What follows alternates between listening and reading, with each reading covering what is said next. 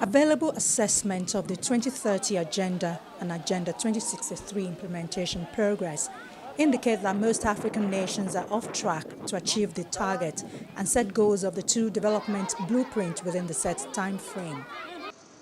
But Africa has shown its willingness to overcome and prevail over its complex development challenges. Delegates here at the opening ceremony of the 8th African Regional Forum for Sustainable Development have been told that now is the time for the continent to build on the big wins, especially now that Africa hosts the next climate change conference later this year.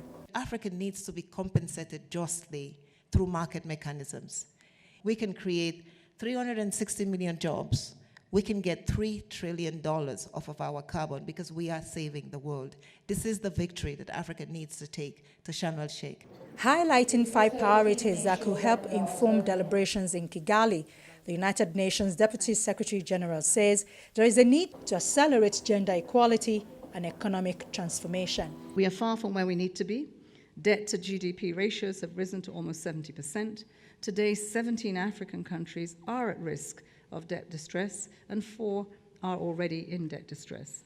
The Secretary General has appealed for a serious reform of the international financial architecture, which shamelessly favors rich and punishes the poor. To support the green growth in Africa, the Rwandan president says the African Continental Free Trade Area should be used to promote the adoption of sustainable technologies and infrastructure. We have to own and lead the process and support one another. That's why these 2 development agendas are so important.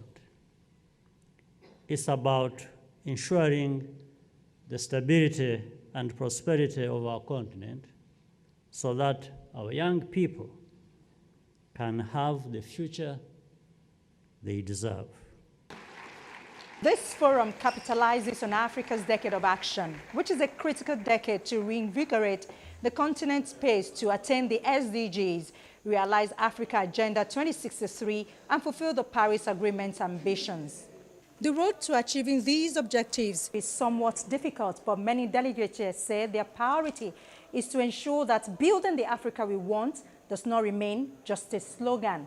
From the Kigali Convention Center in Rwanda, Ayola Kasim, Channels Television News.